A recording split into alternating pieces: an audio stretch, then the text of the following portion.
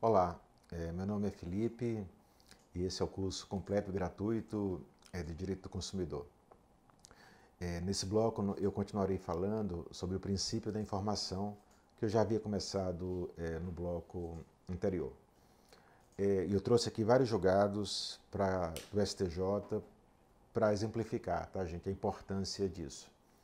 O primeiro julgado aqui é o RESP 1 540, 580. 540, 580. Olha que bacana, gente. Em relação à responsabilidade civil médica, um tema que está super na ordem do dia, né, super importante, o STJ decidiu que o paciente ele só pode exercer a sua autodeterminação, ele só pode exercer a autodeterminação de modo pleno, eficaz, se o dever de informação for cumprido. Tá? Se o dever de informação for cumprido. E outra coisa importante aqui, ele falou que esse dever não é cumprido quando a informação prestada ao paciente for genérica. Informação genérica não cumpre o dever de informar, tá?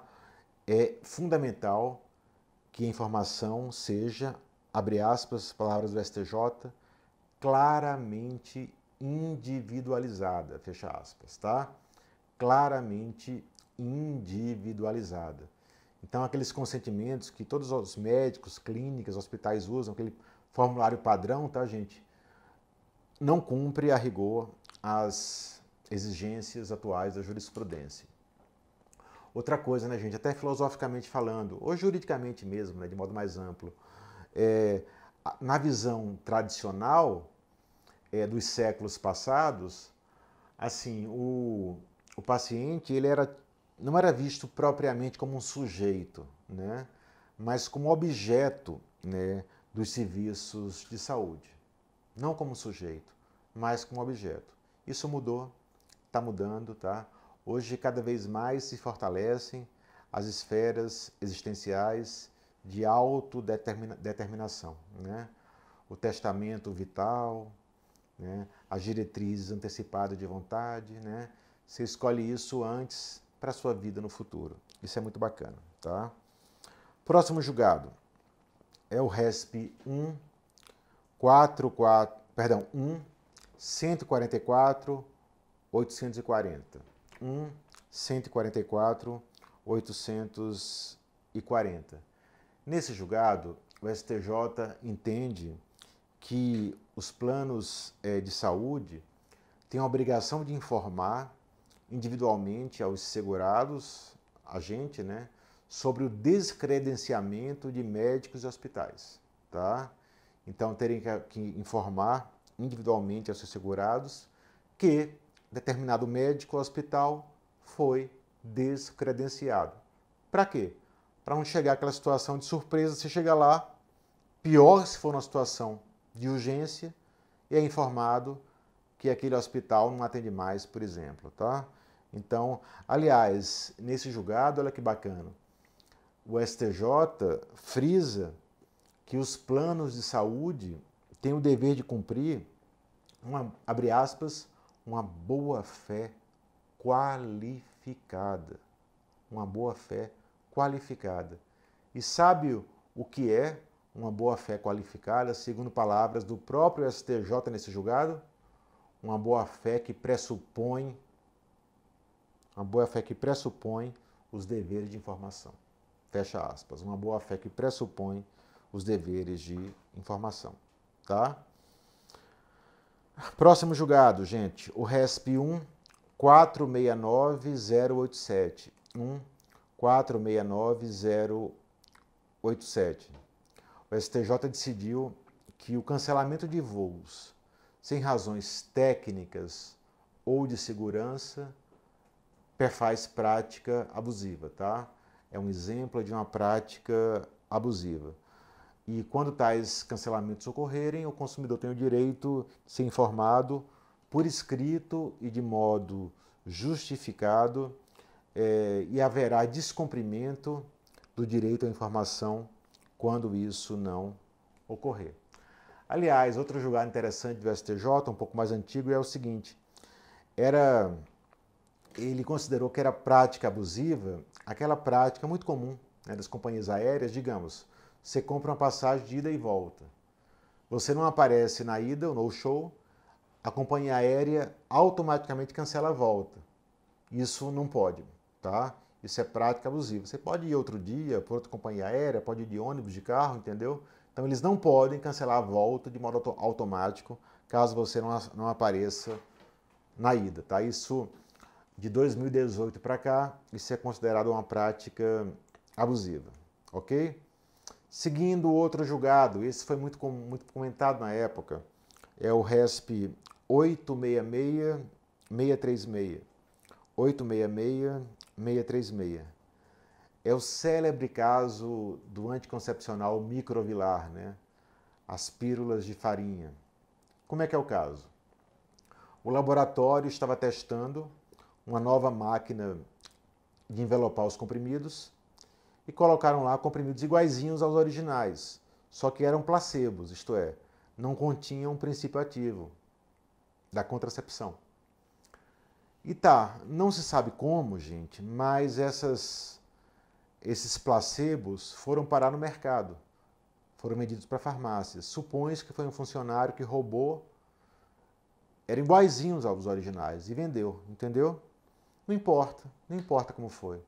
Importa que o laboratório foi condenado a indenizar as consumidoras, entendeu? Inclusive por violação ao princípio da informação, porque ele soube que essas cartelas foram parar no mercado e ele não fez o recall, não avisou as pessoas, entendeu? E foi responsabilizado por falhas em relação à informação, tá? Porque mulheres tomaram o anticoncepcional e engravidaram, embora estivessem tomando, ok? Próximo julgado, tem um tanto, né, gente? Esse é relativamente recente, na pandemia, esse caso. RESP 1774372. 1774372. Olha que interessante, gente. Nesse caso, o STJ aumentou a indenização que um laboratório deveria pagar ao espólio de um paciente. O paciente morreu. Olha que interessante, porque ele era um remédio, é um tratamento para Parkinson, e ele desenvolveu a compulsão por jogos ao tomar esse medicamento. O paciente dilapidou todo o seu patrimônio, mais de R$1 milhão, em decorrência desse efeito colateral do medicamento, que a bula não continha na época. Depois a bula passou a conter esse efeito colateral, alerta sobre essa possibilidade, tá?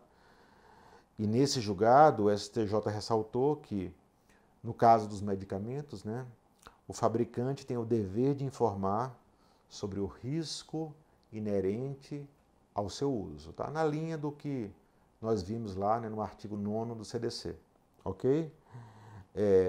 Se houver violação disso, isso é um defeito do produto,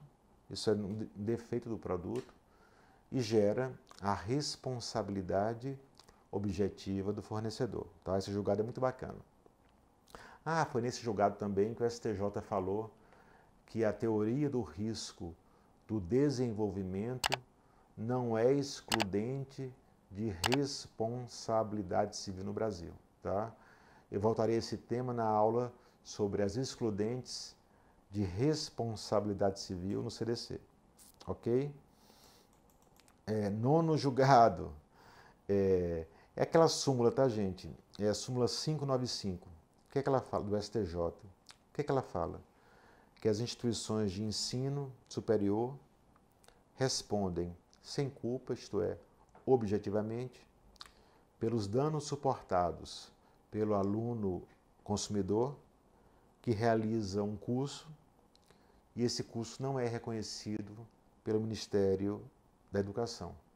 E essa informação não é passada ao aluno. Imagina, você está cursando uma faculdade, né? Obviamente você pressupõe que o diploma vai ser reconhecido pelo MEC e depois não é. Imagina, obviamente que a faculdade vai responder sem culpa por isso. Aliás, gente, um julgado parecido agora do ano passado, 2022, o RESP 1738996, 1738996, o STJ decidiu que é dever da instituição de ensino informação clara e transparente sobre o curso ofertado. Nesse caso aqui, gente, era a separação de educação física entre o curso de licenciatura e o curso de bacharelado. Olha só, abre aspas, reconheceu-se no caso haver vulnerabilidade técnica e informacional dos consumidores e falha na prestação do serviço, pois o curso de licenciatura foi prestado com a incorreta informação no sentido de que permitiria ao profissional o pleno exercício de suas funções, inclusive em clubes e academias. Isso não é verdade. Isso não era verdade, tá? O curso de licenciatura não permitiria que o profissional de educação física, por exemplo, fosse professor em academia. E o curso não informou isso, tá? Falha na informação também. Outro julgado super bacana, gente, já citei para vocês, eu acho, no comecinho, é o RESP 1586515. 1586515. Olha que bacana.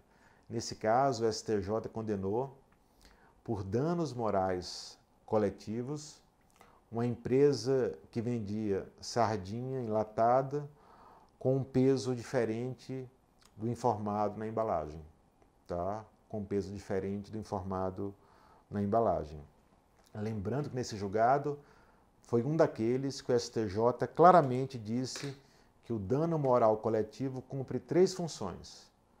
Primeiro, compensar a coletividade. Segundo, sancionar, punir o ofensor. E terceiro, inibir condutas ofensivas a esses direitos transindividuais, direitos ou interesses transindividuais, né? É a chamada função preventiva, também conhecida como teoria do desestímulo. Teoria do desestímulo, tá, gente? É isso. Outro julgado aqui que eu anotei sobre o tema. É o RESP 1, sobre o tema do dano moral coletivo. O RESP 1539056. 1539056. A venda de terrenos a consumidores de baixa renda em loteamento irregular dá ensejo à indenização por dano moral coletivo. O que é importante nesse caso aqui, gente? Nesse caso foi veiculada uma publicidade enganosa sobre uma autorização do órgão público que não existia e sobre o registro no cartório de imóveis, que também não existia, tá? Então, essa conduta dessa empresa gera danos morais coletivos, tá? Deixa eu ver quantos tem ainda. Não, faltam só 2 ou 3, então eu vou seguir um pouquinho ainda nesse bloco. O STJ, gente, em 2020, ele mudou de entendimento sobre aquela coisa da... Deixa eu pegar uma aguinha aqui, gente. Sobre aquela coisa da venda de ingressos, aquela taxa de conveniência, sabe? Para a venda de ingressos pela internet. Você vai para um show, aí você compra pela internet e eles cobram uma taxa de conveniência, né? Antes, o STJ entendia que isso era prática abusiva, tá? A partir de 2020, ele passou a entender que essa taxa de conveniência, ela só é abusiva quando houver o descumprimento ao dever de informar na fase pré-contratual. Abre aspas, vou ler para vocês aqui. Esse é o RESP 1737428. 1737428. Olha lá. Abre aspas. Validade da intermediação pela internet, da venda de ingresso para eventos culturais e de entretenimento mediante cobrança de taxa de conveniência, desde que o consumidor seja previamente informado do preço total da aquisição do ingresso, com destaque do valor da taxa de conveniência. Com destaque do valor da taxa de conveniência, tá? Outro julgado aqui foi um retrocesso que eu anotei aqui.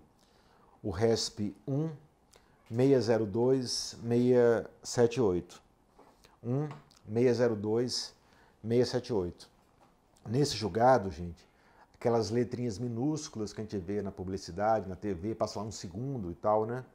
O STJ disse que essa prática é válida. Ele falou assim, ó,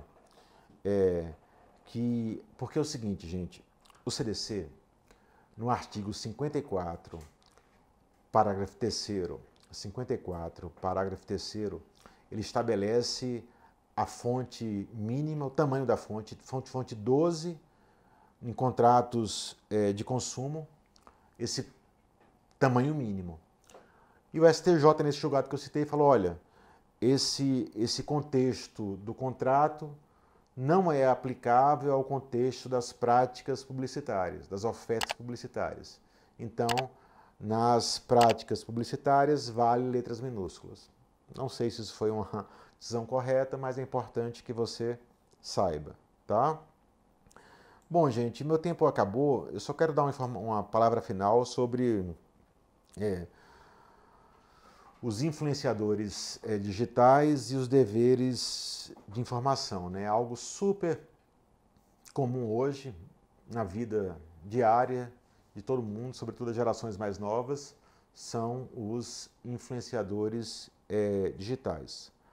Bom, o que me parece inaceitável é que eles promovam qualquer produto ou serviço sem informar, sem deixar claro para seus seguidores que eles receberam uma contrapartida financeira por isso. Em outras palavras, podem fazer publicidade? Podem, claro, mas tem que informar que aquele é um vídeo pago, entendeu? Ou então que aquela parte do vídeo, aquela postagem é uma publicidade, foi paga, tem um patrocinador, nenhum problema.